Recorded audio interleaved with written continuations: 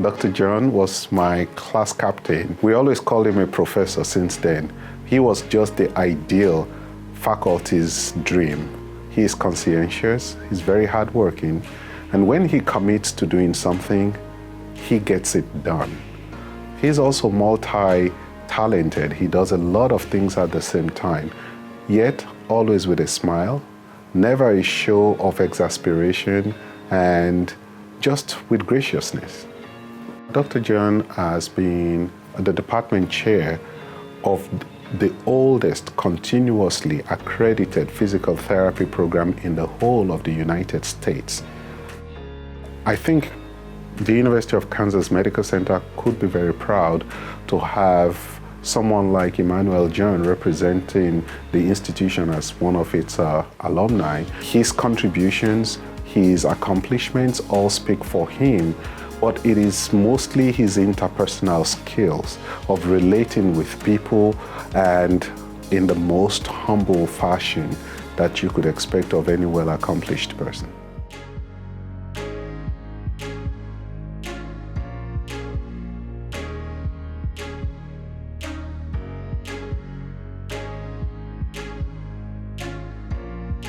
I think Dr. Nudo really embraces what this award is for. He has brought so much to the institution. He is the principal investigator of an NIH-funded T32 training grant, which allows our students in the physical therapy program to get an intensive summer research program. He also, as part of this program, has graduate students who are focused in neuroscience and neurorehabilitation. Most importantly, though, his work in basic science and animal work has really led some innovative questions in the neurorehabilitation field. So he's almost actually helped us frame how we ask our questions from his amazing work that he's done. And that's been really impressive. I think Dr. Nudo's the type of person who is always looking for new avenues to make his research better, to advance our field. He's always coming up with innovative, cutting-edge ways to look at data or to propose new ideas or questions. You know, I think he's just one of those people who can see beyond what the rest of us see and how it can be applicable to the larger field.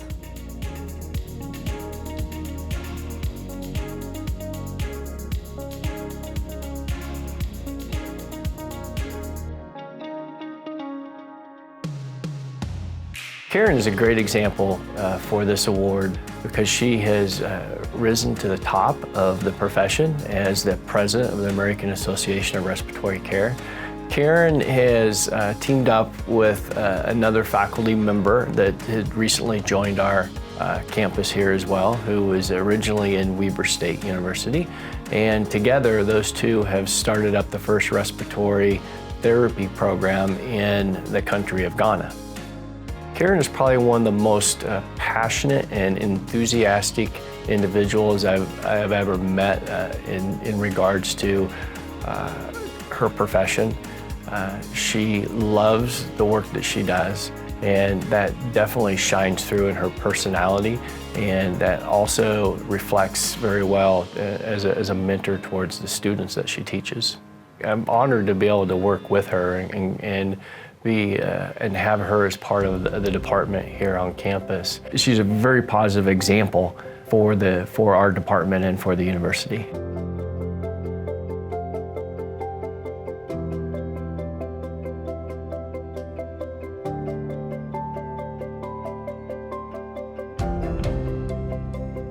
She finished her fellowship and she was a faculty member here, and she was recruited to the CDC by the head of their developmental unit there.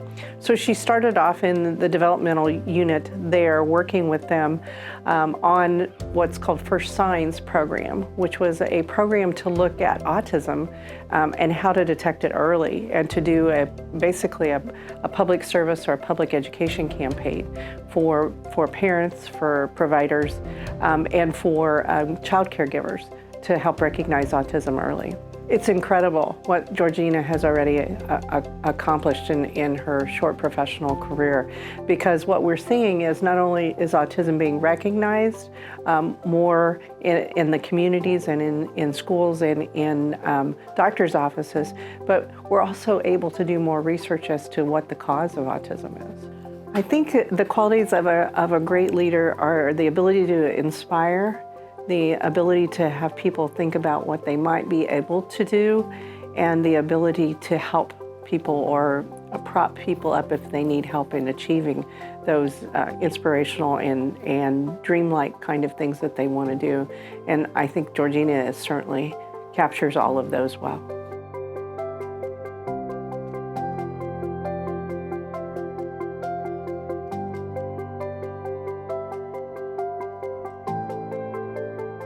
You know, he really goes out of his way for his students. You know, he really cares about the welfare of his students and their well-being, you know, and I think that he wants them to succeed more than anybody. I mean, I can honestly say that he is hands down the biggest asset that KUMC has here as a professor. He's extremely energetic. He's extremely meticulous. You know, he has really good analytical skills when he's teaching, you know, very difficult material. Very, very difficult material. Electrophysiology can be one of the hardest things to learn about the heart. And he teaches it in such a way that, you know, his attention to detail is so perfect and that anyone can understand. And he makes sure that everyone understands. He makes sure that no student is left behind. He spends hours upon hours, you know, at night, on the weekends, to meet with students, to really make sure they have good grasp of the material. And I think that really shows that he goes out of his way, you know, to be a phenomenal professor and teacher. I think his impact, you know, is huge here. You know, not only, you know, his professional impact, but, you know, his personal contributions, I think is what really make him a perfect candidate, you know, and, you know, deserving of this award. I think, you know, like I said, that kind of extra mile he does, you know, for his students that really shows the impact that he can make, you know, over the 32 years that he's done this. You know, his professional contributions, I don't know if you've looked at his CV, but he's extremely well accomplished. You know, heading multiple research grants. He's won 35 Student Voice Awards. I mean, he's just a phenomenal person. I think he's the perfect person to win this particular award.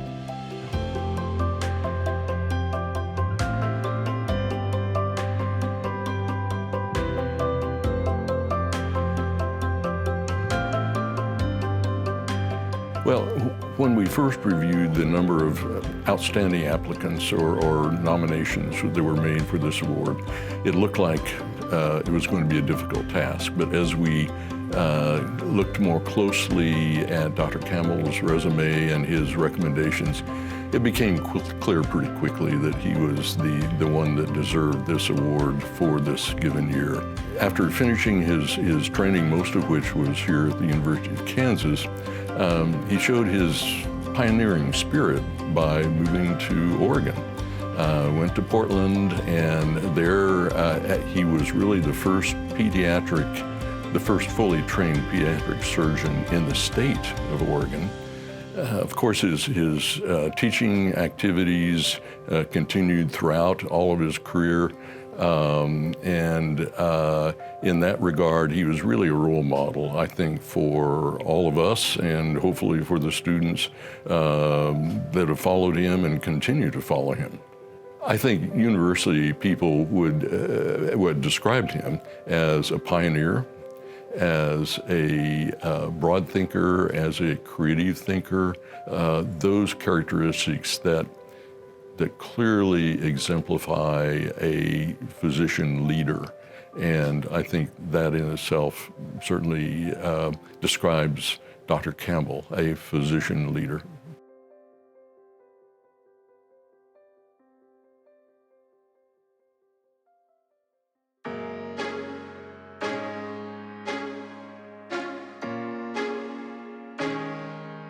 Chua currently is studying mitochondrial function and heart failure. She's an up-and-coming new researcher with great ideas, very bright, very motivated and dedicated. But at the same time, she's an excellent educator and the students love her. She's very kind to them. She's patient. She will read every line of a paper until she can help them understand very difficult concepts. She has great ideas. She's a hard worker. She's patient. And she's learned how to put a team together and help them work through an experiment and guide them so that we can not only complete an experiment, but also problem solve. So if we get into trouble, she's figured out how to make it work. I think it's our future at KU Med Center to have young investigators like this, and it's very important for nursing as a discipline to have investigators to discover new things that can help with patient care. And she has those bright ideas, and she is so motivated, and she can really do the science that we need for the future.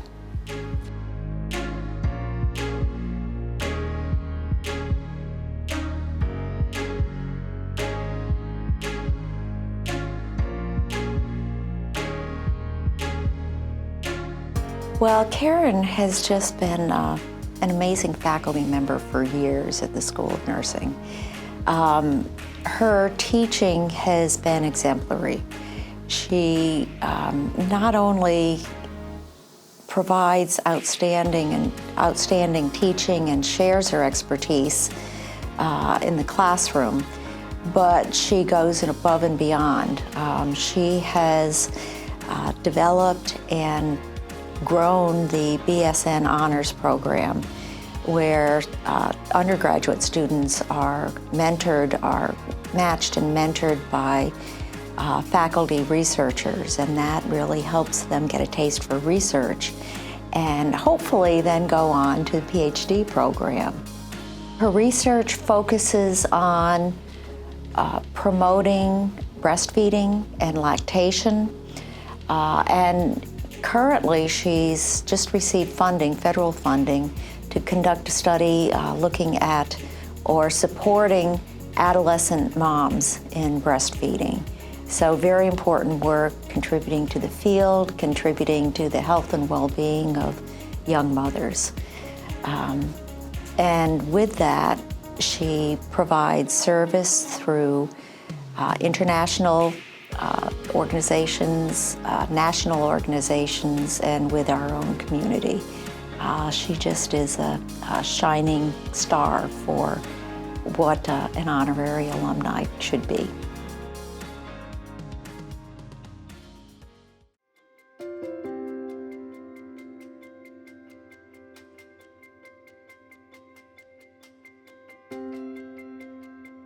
She asks really good questions, and she's very methodical in how she approaches teaching and learning and developing courses and just curriculum in general. I think she's very methodical and in how she does just about everything she does as a faculty, as a researcher, as a friend, and just as a person in general. She's very encouraging.